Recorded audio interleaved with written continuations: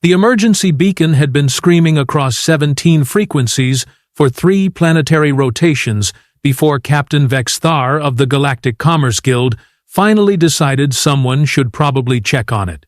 Not him, obviously. He had reports to file. "Cree! Go see what that noise is about," he said, waving one of his 6 appendages dismissively at his second officer. Cree, who had been enjoying a perfectly adequate cup of synthesized caffeine substitute, sighed the way only a 4-eyed Tremelian could sigh, which involved all 4 eyelids closing in sequence like a disappointed wave. "Sir, regulations clearly state that distress signals require a full response team. And, Cree. Going, sir." 20 minutes later, Cree wished he'd argued harder.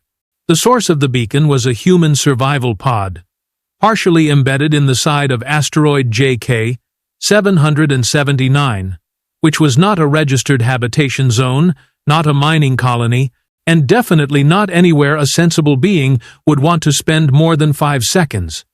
The asteroid was 90% iron, 8% silicate, and 2%, who cares, because you'll be dead from radiation exposure anyway.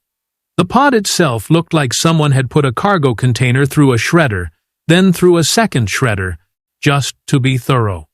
Burn marks decorated the hull in patterns that suggested either atmospheric entry at criminally stupid speeds, or possibly an explosion. Maybe both. Humans were creative like that. "This is Second Officer Cree, of the merchant vessel Prosperity's Dream, responding to your distress call," he transmitted, trying to sound more confident than he felt. "Please respond if you are conscious and capable of communication." Silence. Then, "Oh, thank God. I was starting to think I'd have to walk home." Cree's translator implant took a moment to process what his auditory sensors were telling him. The voice was female, human, and contained what his xenopsychology training identified as something called sarcasm. Humans used it approximately 70% of the time, according to the manual, and nobody had yet figured out why. "You are injured?" Cree ventured, running a bioscan of the pod's interior. "Define injured." The scan completed. "You have 17 distinct trauma indicators. Your atmospheric mix is down to 11%. Oxygen, your pod's structural integrity, is at 4%. And according to my readings, you've been here for at least 6 standard cycles. So, that's a maybe." Cree felt his left antenna twitch, which happened when he was confused, annoyed, or dealing with humans. Usually all 3 simultaneously. "I'm going to initiate docking procedures. Please prepare for extraction." "Sure thing. Fair warning, though. The airlock's a bit sticky." "Sticky?" "Well, it exploded. So there's that." Of course it did. The docking process took 40 minutes instead of the usual 5, because nothing about this situation was going according to protocol. When Cree finally managed to get the emergency umbilical attached and pressurized, he cycled through the connection tunnel with his emergency kit, which contained 47 items specifically selected by guild safety experts for optimal rescue efficiency. The human was sitting on what remained of a passenger seat, calmly eating something from a silver packet. She looked up as he entered, and Cree immediately understood why the phrase, "humans are persistence predators," featured so prominently in every first contact manual. She was young by human standards, maybe 25 cycles, with dark hair pulled back in what he recognized as a ponytail. Her suit was shredded in at least 8 places, hastily patched with what appeared to be duct tape and optimism. Blood, both dried and fresh, decorated various visible surfaces. She had a black eye, a split lip, and the kind of expression that suggested she was approximately 3 seconds from making it everyone else's problem. In her right hand, she held a knife, not a standard emergency blade from a regulation survival kit. This was something else entirely. Maybe 20 centimeters of utilitarian steel, wrapped handle. The kind of weapon that had seen use and didn't care about your feelings regarding its aesthetic choices. "You must be my ride," she said, finishing whatever was in the packet. "I'm Alexis. Alexis Wren." "Second Officer Cree," he managed, staring at the knife. "That is an interesting choice of survival equipment." Alexis glanced down at the blade like she'd forgotten it was there. "Oh, this? Yeah. When the evac alarm went off, I grabbed what I could reach." "Your vessel was equipped with standard emergency provisions, yes? The Union requires all passenger ships to maintain full survival kits with 47 distinct items, including water purification, signal equipment, medical supplies, thermal protection." 47 items? Alexis laughed, which sounded exactly like the noise Cree imagined a small predator might make before pouncing. "That's adorable. I figured the knife should cover it." Cree's antenna did the confused twitch again. "Cover? All 47 items? Most of them, anyway." She stood up, which made Cree involuntarily take a step backward, because humans were taller than media representations suggested, and also because she was still holding the knife. "You need water? Cut open the coolant lines. Filter it through your suit fabric." Boom. Water. "You need shelter?" This pod had 4 walls until about an hour ago when the meteor punched through, but before that, pretty cozy. "You need medical supplies?" She held up her left arm, where a particularly nasty gash had been sealed shut with what looked like melted plastic and prayer. "You cauterized your own wound," Cree said faintly. Heated the knife, melted some polymer stripping, applied pressure. Honestly, the screaming was the worst part, but there's nobody around to hear it, so that worked out.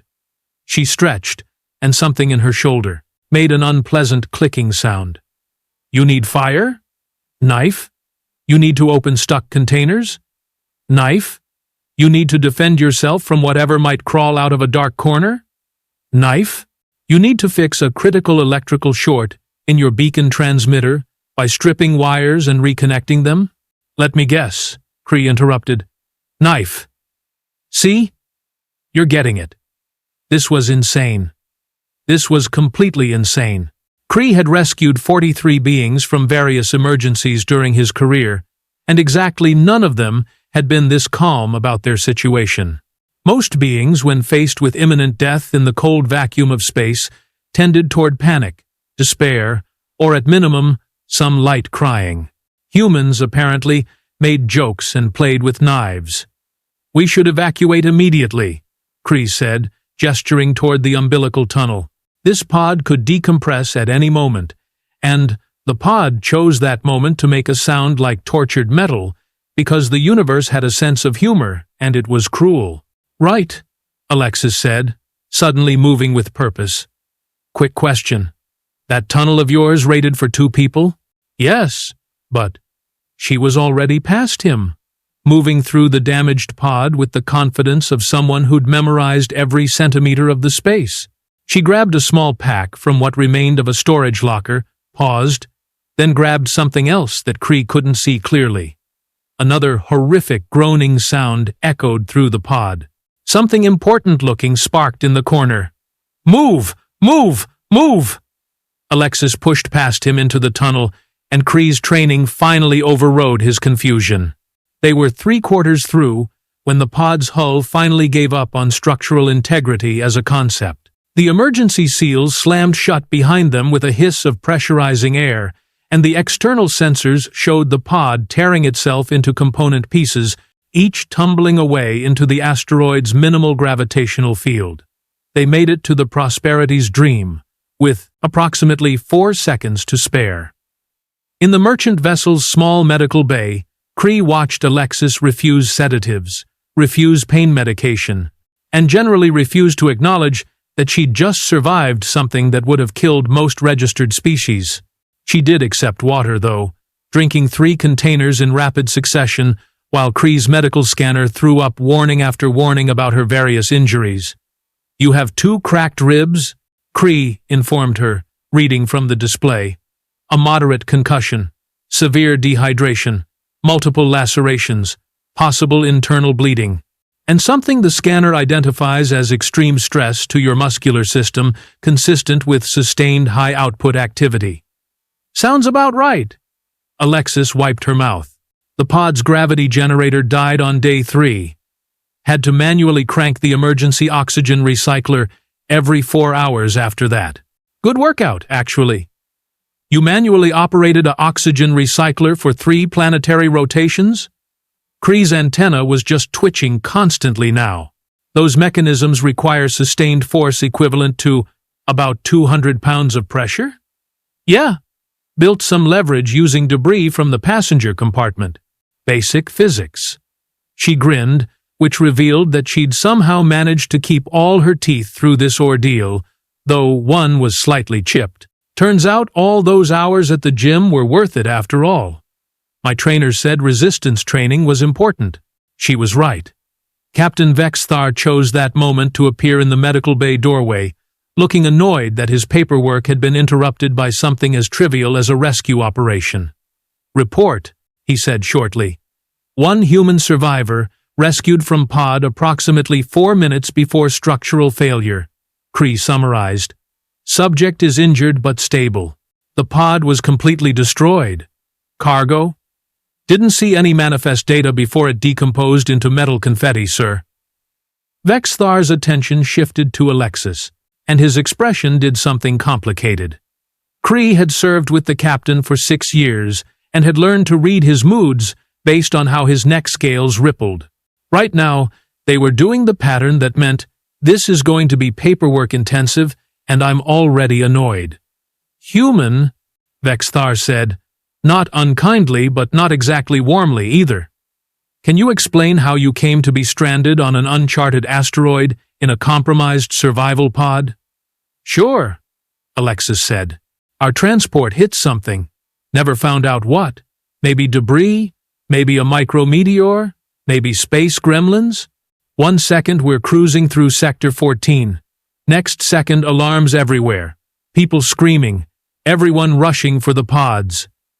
And you grabbed a knife, Vexthar said flatly. The pod was supposed to have supplies, Alexis explained, not sounding defensive, just matter of fact. But when I launched and checked the storage, turns out someone had raided it. Probably crew, probably happened months ago. All I found was some expired ration packets and a broken distress beacon. The beacon was broken? Kree interrupted. Oh yeah, completely fried.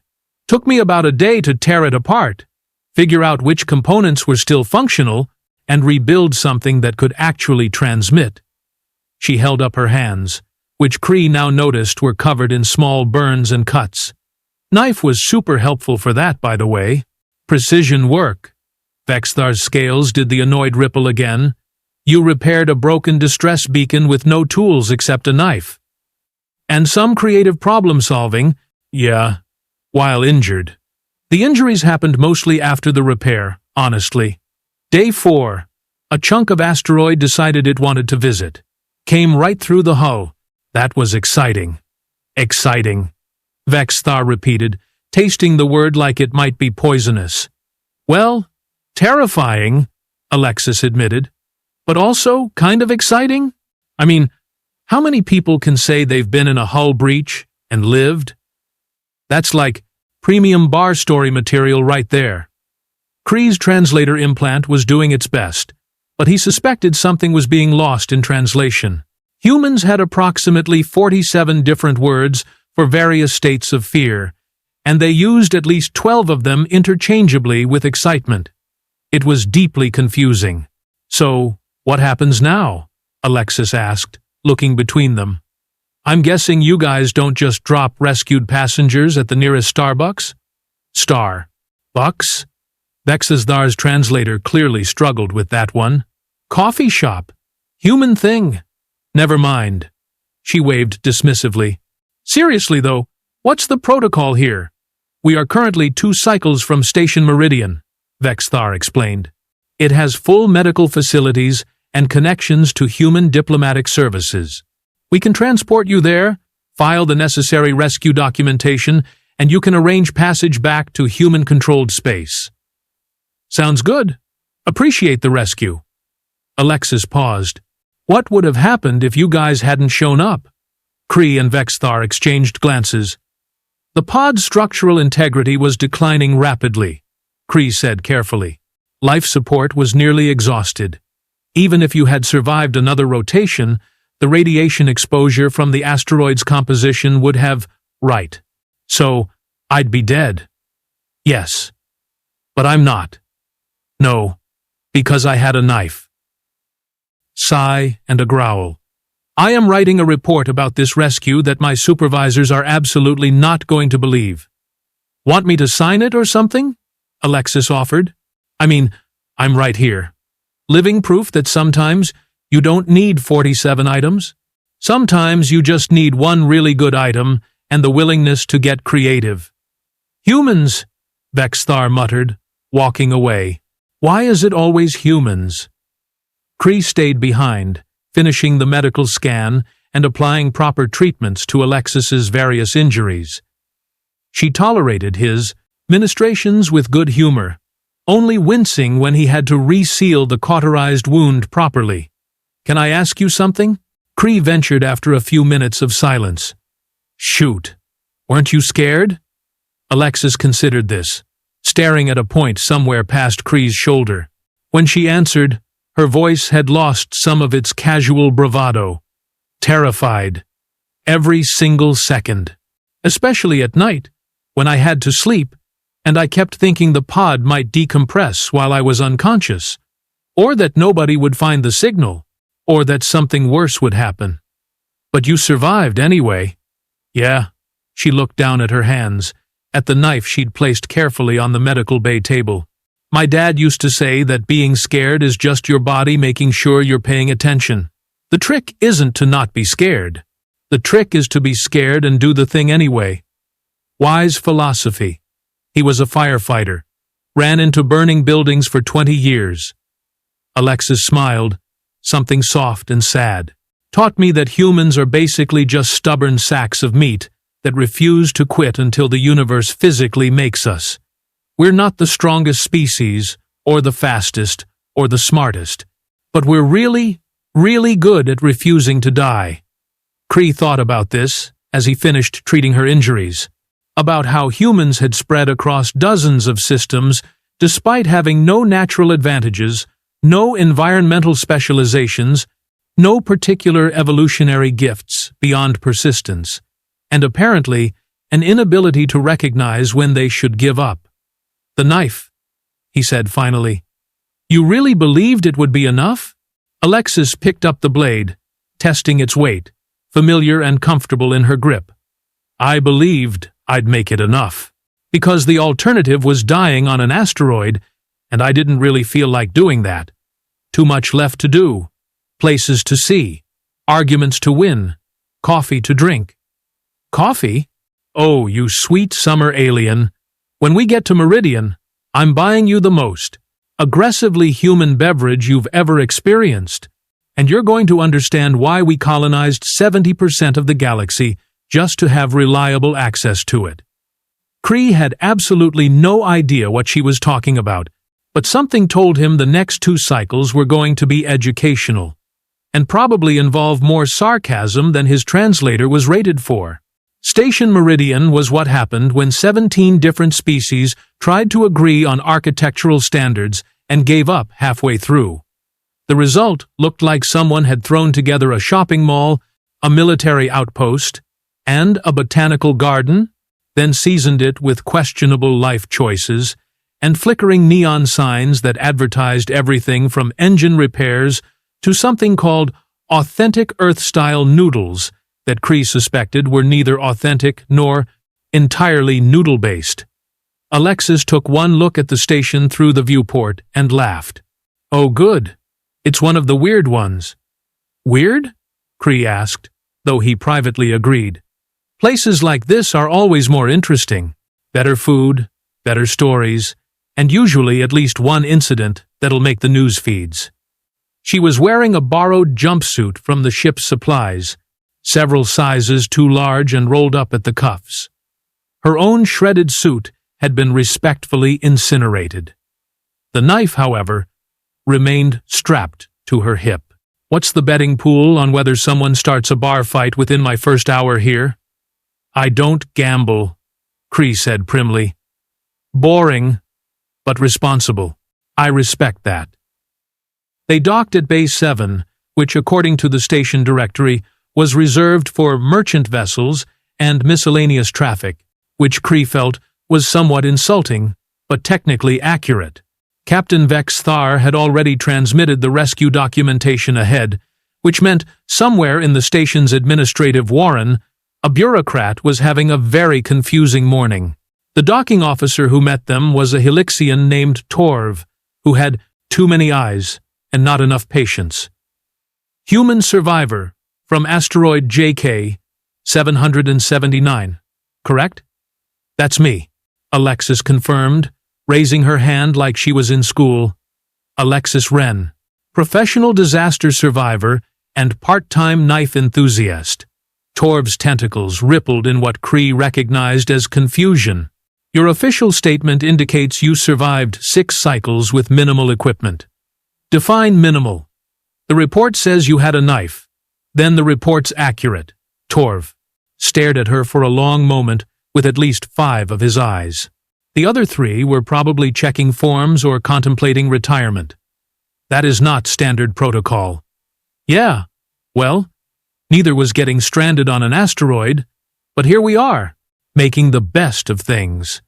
Alexis leaned against the docking bay wall with casual confidence. So, what's next? Medical examination? Debriefing? Complimentary fruit basket? You need to register with Human Diplomatic Services, Torv explained, his tentacles moving in patterns that Cree's translator identified as bureaucratic resignation. Office 14, Level 3. They'll arrange transport back to human space and file the incident report with your government. Sounds like paperwork. Extensive paperwork. My favorite. Alexis looked at. Cree, you guys sticking around, or are you heading out? We have cargo to deliver, Cree said, feeling oddly reluctant. We'll be here approximately 16 hours, then departing for the outer rim. Time enough for that coffee I promised you. She grinned. Come on. I saw a place on the directory that looked sufficiently sketchy. I should report back to Captain Vex Thar, Cree protested weakly.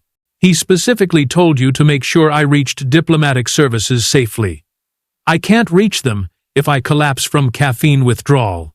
This is basically a medical necessity.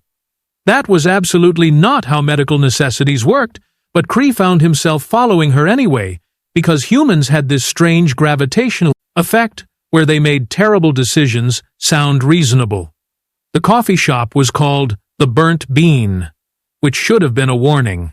It occupied a corner of the station's commercial district between a weapons dealer and something advertising authentic Zentari meditation experiences, no refunds.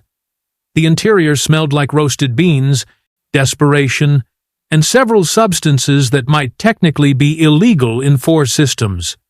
The proprietor was human, which explained everything. He was older, maybe 60 cycles, with gray hair and the kind of smile that suggested he'd seen some things and found them amusing rather than traumatic. Well now, he said, looking at Alexis, you look like you've got a story. Survived 6 days on a dead asteroid with nothing but a knife and spite, Alexis said, dropping onto a stool at the counter. What have you got that's strong enough to celebrate not dying? For you? On the house. He was already moving, pulling down containers and operating a machine that hissed and gurgled like it was summoning something from another dimension. Your friend there looks like he's never experienced real coffee. He hasn't, Alexis confirmed. Cree, meet Marcus. Marcus? This is Cree. He pulled my stubborn self out of a disintegrating pod approximately 20 hours ago. Then he deserves good coffee too. Marcus slid a cup across to Alexis, then started preparing another. What brings you through Meridian anyway? Besides the whole not dying thing. Was supposed to be heading to New Vancouver for a job. Mining survey work. Guess I'll need to reschedule. Mining surveys, Marcus repeated, and something in his tone made Kree's antenna perk up. You? Any good? Good enough that someone paid my transport fees. Why? Marcus slid a cup toward Kree, who regarded it suspiciously. The liquid inside was dark, nearly black, and steam rose from it in patterns that seemed almost purposeful. Drink it before it gets cold, trust me. Kree took a cautious sip, and immediately understood why humans had conquered significant portions of the galaxy. The taste was bitter, sharp, complex, and contained enough stimulants to wake up a hibernating Torgath. His secondary nervous system lit up like someone had plugged it directly into a power source. This is incredible, he managed. This is coffee, Alexis corrected, taking a long drink from her own cup and sighing like she'd been reunited with a lost limb.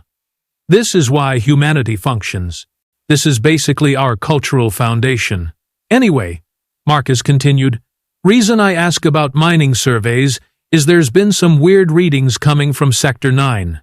Nothing official, you understand. Just chatter. Prospectors saying their equipment's picking up anomalies.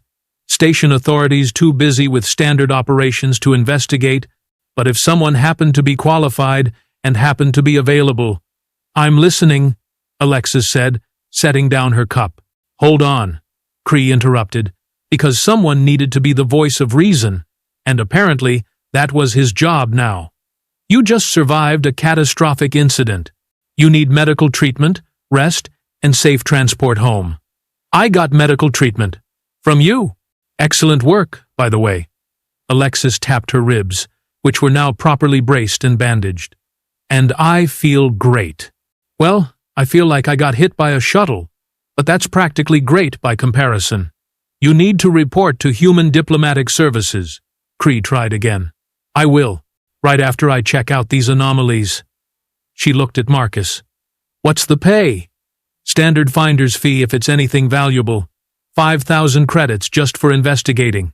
Station authority wants to know what's out there before someone stakes a claim and it turns into a legal nightmare.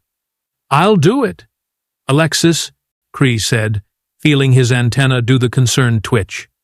This is not a rational decision. Most of my decisions aren't rational. That's what makes them fun. She finished her coffee and stood. Look, I appreciate the concern, really. But sitting in some diplomatic office, filling out forms about how I almost died, sounds boring. Going out and maybe finding something interesting? That sounds like living. It also sounds dangerous. Kree, my friend. I just spent 6 days in a broken pod held together by hope and duct tape. Dangerous is my baseline now. Anything else is a vacation. Marcus was grinning, like someone watching his favorite show. You'll need equipment. Survey sensors, a decent ship, maybe some backup, if things get complicated. I've got a ship, a new voice said from the doorway.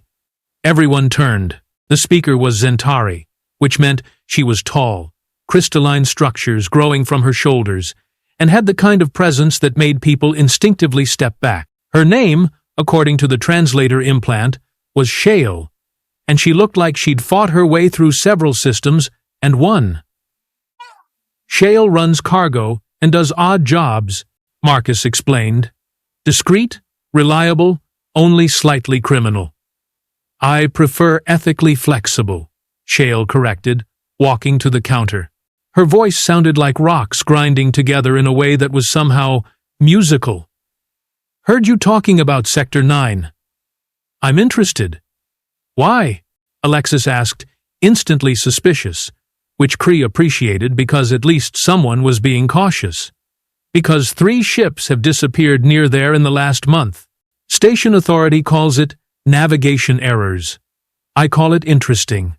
Shale's eyes, which were multifaceted and unsettling, focused on Alexis. You're the human who survived on the asteroid, the one who improvised everything with a knife. News travels fast. Good news does. Stupid news travels faster. I'm not sure which category you fall into yet, but I'm curious enough to find out. Shale leaned against the counter. Split the finder's fee, 50-50. I provide the ship and muscle. You provide the survey expertise, and apparently, miraculous survival instincts. I feel like I should protest this entire plan, Cree said, to absolutely no one's surprise. You could come with us, Alexis suggested. Extra pair of hands. Well, appendages. Whatever. I have duties on the Prosperity's Dream. You have 16 hours before your ship leaves. That's enough time to take a quick look at some anomalies and get back. Probably. Probably? Definitely probably. This was insane. This was completely, utterly insane. Cree should return to his ship, file his reports, and let these reckless beings get themselves into whatever trouble they were clearly destined for. That was the smart choice, the safe choice, the choice that didn't involve potential danger, unknown anomalies, or humans making decisions based on what sounded interesting rather than what made sense. I'll need to inform Captain Vex Thar, Cree heard himself saying.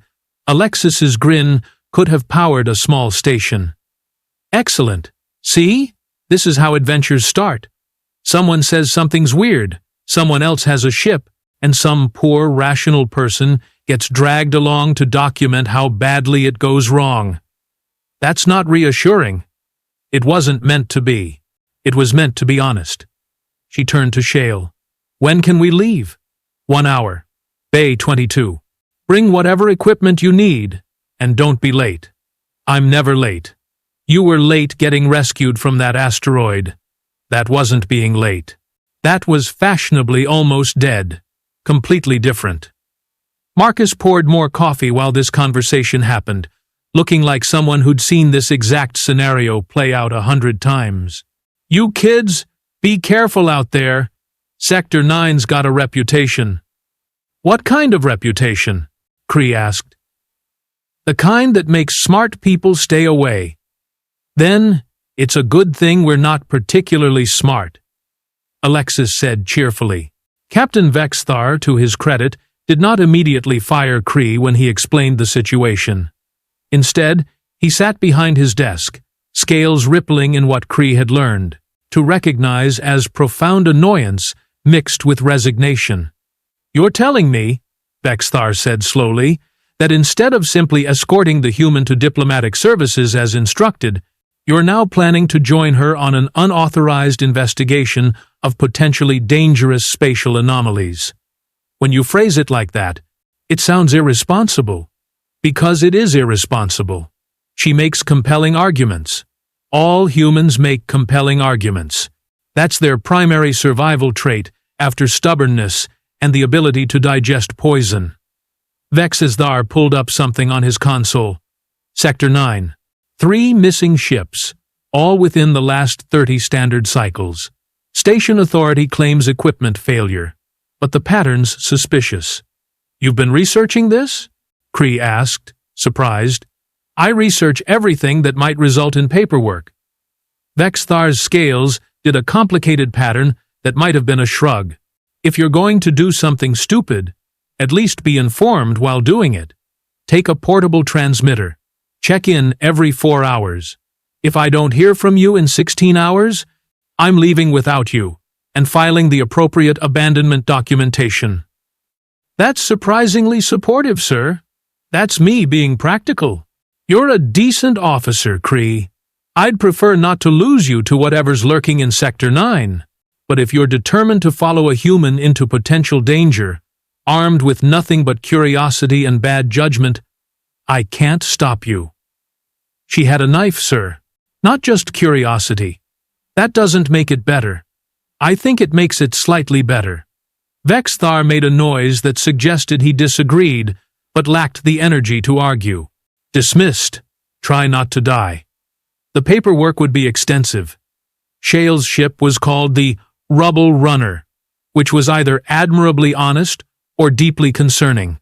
It was a modified freight hauler, all function and no aesthetics, with enough scorch marks on the hull to suggest either combat experience or terrible parking skills, possibly both. The interior was surprisingly clean, though. Shale kept her vessel maintained, equipment organized, everything secured properly. Cree approved despite himself. Nice setup, Alexis said, running her hand along a survey console. You've got military-grade sensors.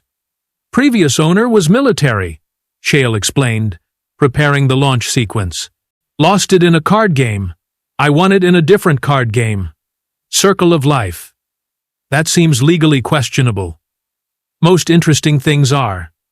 They launched without incident, which Cree took as a positive sign right up until they cleared the station's traffic control zone and Alexis pulled up the sensor data Marcus had provided. Okay, so the anomalies are concentrated here, she said, highlighting a region on the navigation display.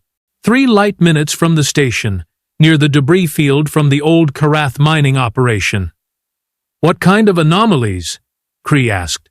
Energy readings that don't match any known stellar phenomena. Gravitational fluctuations, electromagnetic interference. She zoomed in on the data, and all 3 missing ships were last detected in this exact area. So we're flying directly toward the thing that's been making ships disappear, Cree said. That's generally how investigations work. Yeah. I'm going to die, Cree muttered. I'm going to die because I drank coffee and made poor choices. You're going to be fine, Alexis assured him. Probably. Maybe. We'll see. The flight to Sector 9 took approximately 90 minutes, during which Alexis explained mining survey procedures. Shale told increasingly improbable stories about her previous cargo runs, and Cree contemplated every life decision that had led him to this moment. The debris field appeared on sensors first, a scattered collection of abandoned equipment and structural remnants from mining operations that had ended 20 years ago when the Karath Corporation went bankrupt. Standard procedure was to give it a wide berth due to navigation hazards. They were absolutely not giving it a wide berth. Sensors picking up something, Shale announced. Bearing 270, distance approximately 100,000 kilometers. That's not debris, Alexis said, studying her console. That's active. Power signature? Definitely artificial. One of the missing ships? Cree suggested hopefully. Too big. This thing's got a footprint like a small station. They approached carefully, which in Shale's case meant reducing speed from reckless to merely dangerous. The object resolved on visual sensors gradually, revealing something that made Cree's antenna stand completely straight. It was a ship. Or, it had been a ship. Now it was something else entirely. A massive vessel, maybe 2 kilometers long, its hull covered in what looked like organic growth. Tendrils extended from various points, some drifting in vacuum, others seemingly purposeful in their movement. What in the name of the 17 sectors is that? Shale breathed. That, Alexis said quietly, is not in any of my reference materials.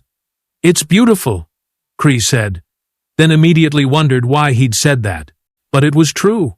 Despite the horror of its appearance, there was something almost elegant about the structure, like art and nightmare combined. It's also scanning us, Shale added, as alarms started chirping. Multiple targeting locks. Energy buildup in what I think are weapon systems. Okay, Alexis said, remarkably calm for someone being targeted by an unknown alien vessel. New plan. We don't know what this is, but we know it's dangerous. We also know it's probably what happened to those missing ships. So we collect this data, we get out of here, and we report back to station authority. Agreed, Cree said immediately. Executing evasive maneuvers, Shale announced, and the rubble runner suddenly moved like something possessed. The ship banked hard, dodged through debris, and generally demonstrated why Shale had survived long enough to become ethically flexible rather than simply dead. Behind them, the alien vessel seemed to wake up. Those tendrils moved with purpose now, reaching out, and something launched from its hull. Small objects that accelerated at speeds that made Cree's stomach twist. Drones, Shale identified. Fast ones. How fast? Alexis asked. Fast enough that we're not outrunning them. Then we need a different approach. Alexis was already moving to a different console. Cree, I need you to route all available power to the aft shields. Shale, head into the densest part of the debris field. That's suicidal, Shale objected. So, is letting those drones catch us. At least in the debris, we've got cover, and they've got obstacles. It was terrible logic. It was also the only logic they had. Shale dove into the debris field like she'd done it 1,000 times, which she probably had. And suddenly, the rubble runner was threading through twisted metal, broken equipment, and the skeletal remains of mining platforms. The pursuing drones followed, but they were less maneuverable, designed for open space pursuit rather than obstacle courses. Alexis, what's the plan here? Cree shouted over the sound of debris bouncing off their shields. Working on it. She was doing something with the survey equipment, reconfiguring it in ways that probably violated 3 different safety protocols. Those drones are tracking our energy signature. If I can feed them false readings through the debris field's natural electromagnetic interference, we might be able to lose them. Might? Better than definitely dying, which is our current trajectory. She activated whatever modification she'd made, and suddenly the ship's sensor profile changed, fragmented, appearing in multiple locations simultaneously.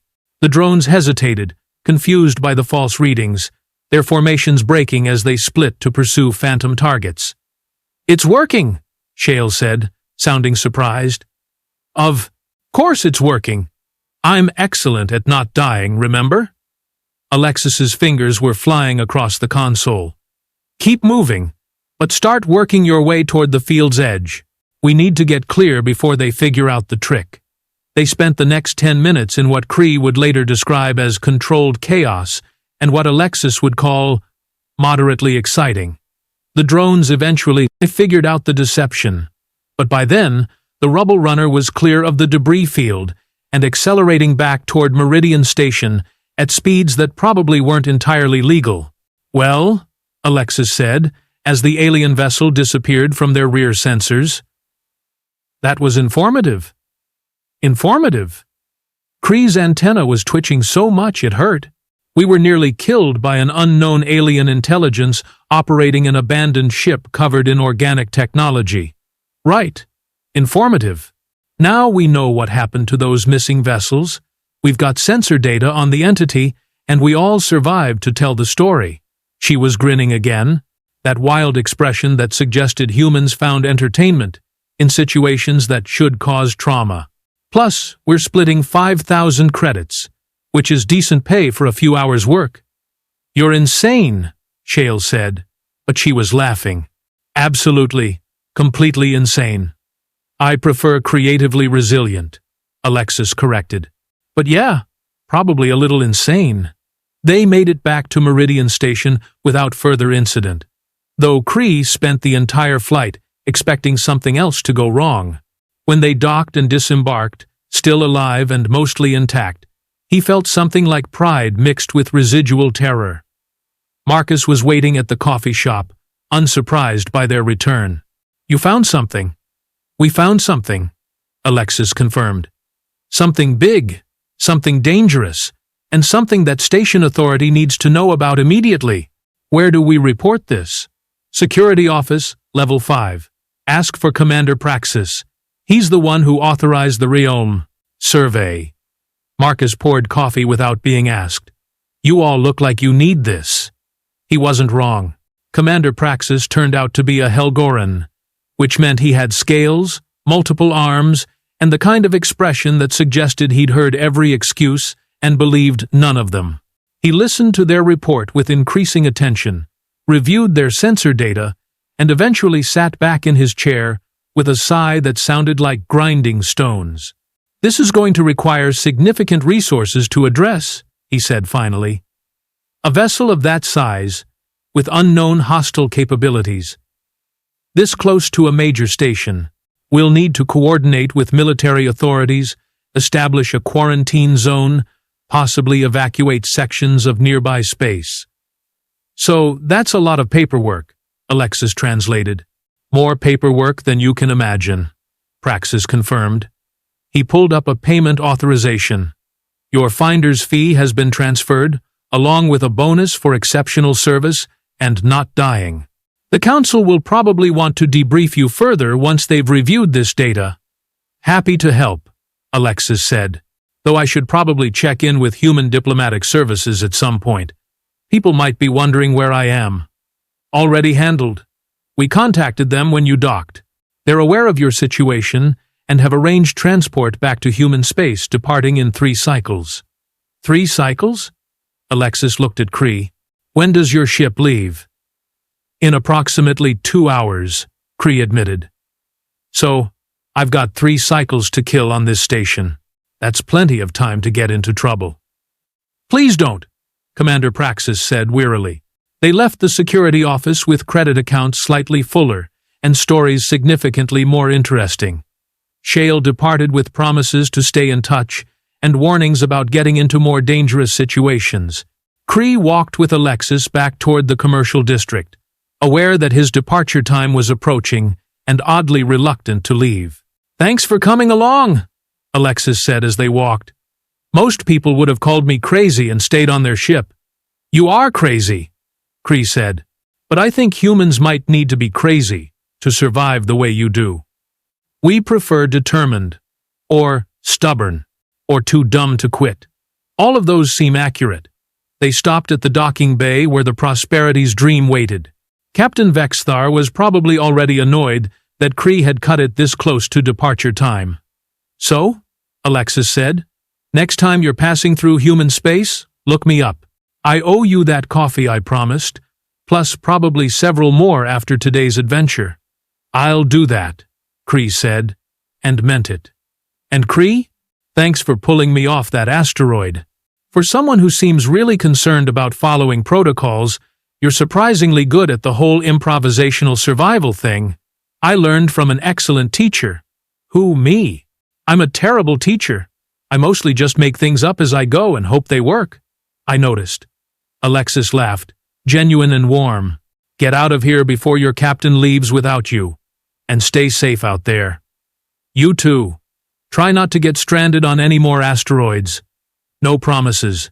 Danger seems to find me. Cree watched her walk away. That human who'd survived impossible odds with nothing but a knife and the kind of stubborn determination that defied rational explanation.